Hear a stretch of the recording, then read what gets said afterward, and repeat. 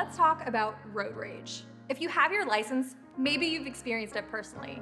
You've probably been in the car with someone who has raged while driving. Or maybe you've been in a car with someone and another driver was raging at you. Maybe you've never experienced road rage, but you've encountered hallway rage. I just made that term up. Hallway rage would be when you bumped into someone between classes and they drop their phone.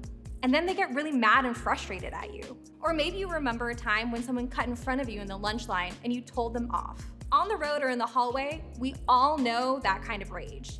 Even if you don't yell at someone or act rude with someone at school, you probably know the feeling of that kind of rage inside of you. You may not call it rage, and you may not call it anger, but you get the idea. Maybe you'd say that you're frustrated. When your sister shrinks your favorite shirt in the wash, you aren't mad, you're frustrated. When your stepdad grounds you for the weekend, you aren't angry, you're frustrated. Why? Because we don't like to think of ourselves as having an anger problem.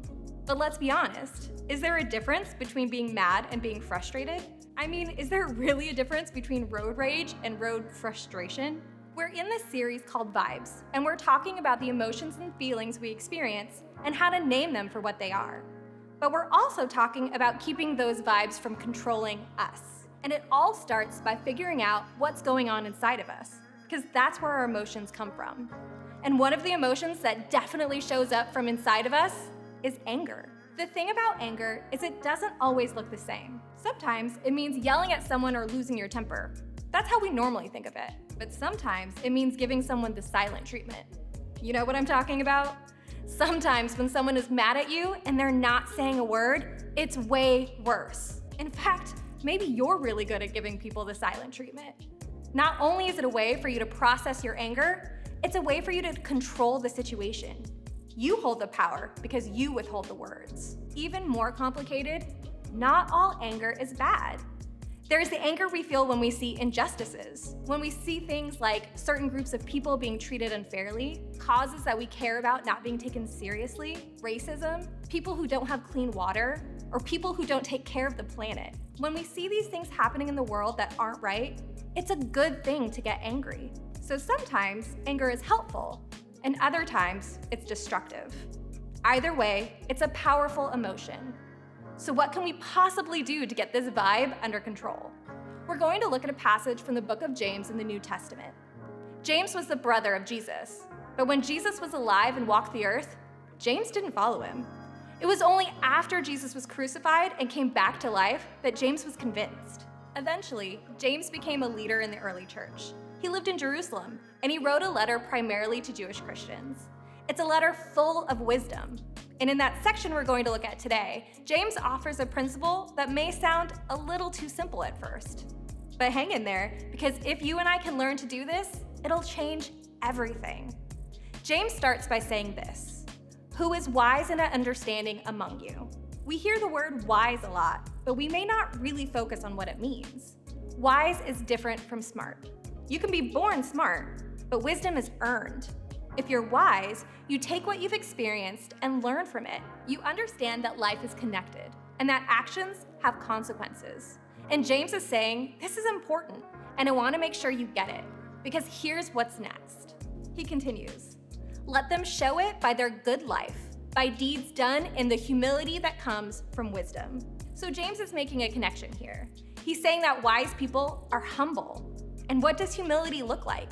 It starts with a proper view of yourself, where you don't see yourself as the exception to the rules. You don't think the world revolves around you and your desires. You don't think that you deserve better treatment than everyone else. You don't see everyone else as a means to an end for what you want. James is saying that wise people don't do these things.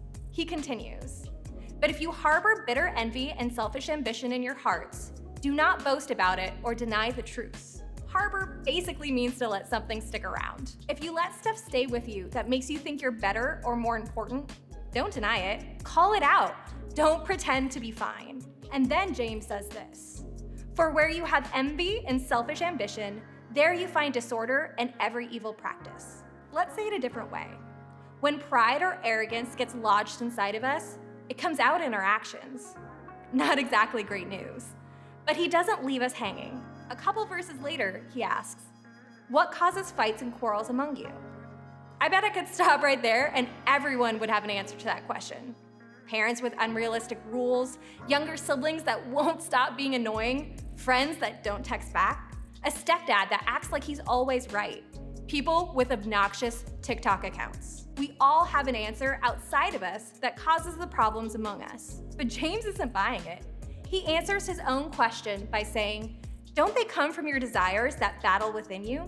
In other words, your mom may drive you crazy and your little brother may be annoying. But what causes the arguments? It's not them, it's you. Or more specifically, what's in you.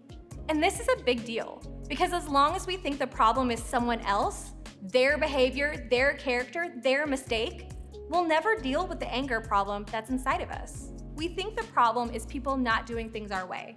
But James is saying the problem is that we want to get our way. But as long as we think the problem is outside of us, we'll never take care of what's inside of us. You may disagree, because maybe you feel like the things you want are things that have to be earned. Things like freedom, respect, trust, and responsibility.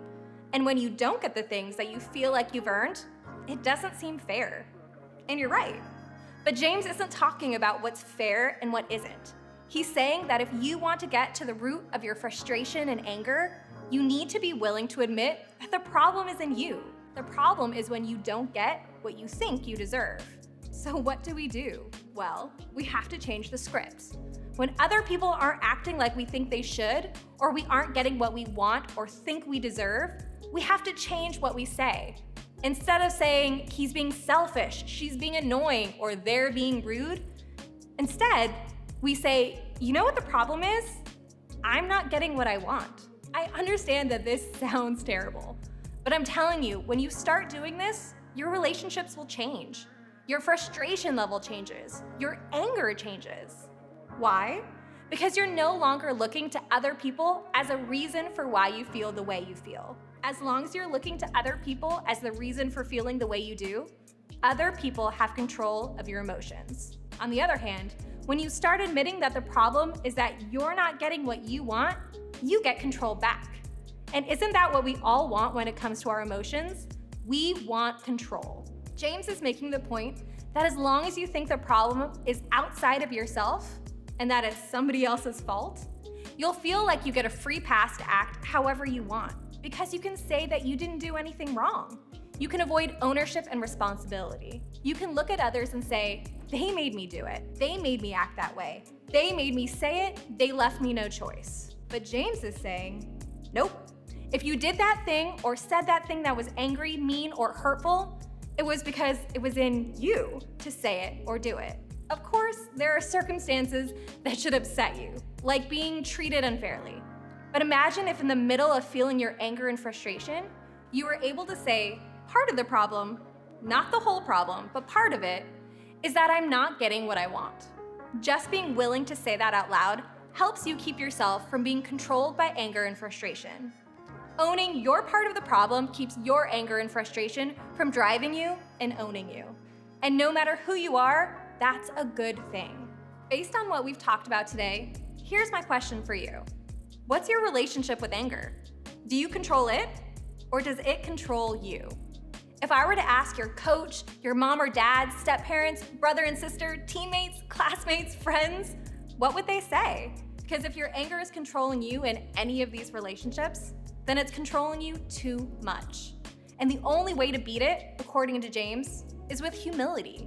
And humility says, it's not all my fault, but I'm going to own my part of it.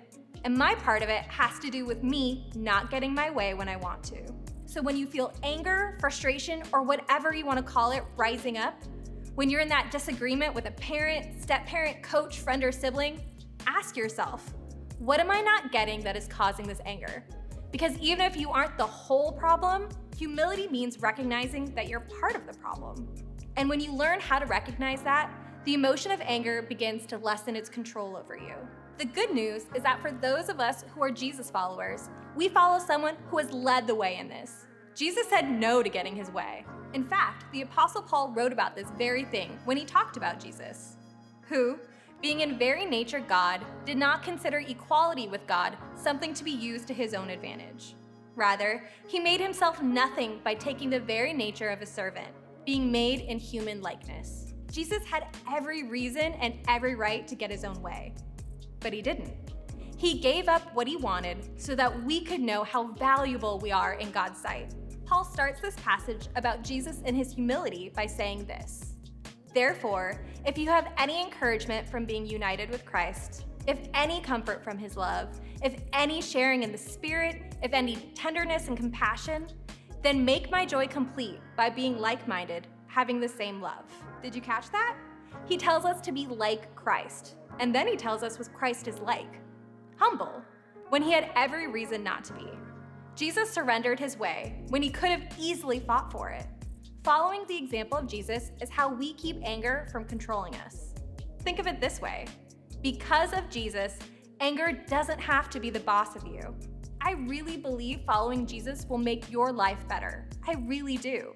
Because when you follow him, he will nudge you away from self-centeredness, arrogance, and pride, and move you more towards humility and love for others. And as that happens, you will find that anger no longer has the hold on you that it did before.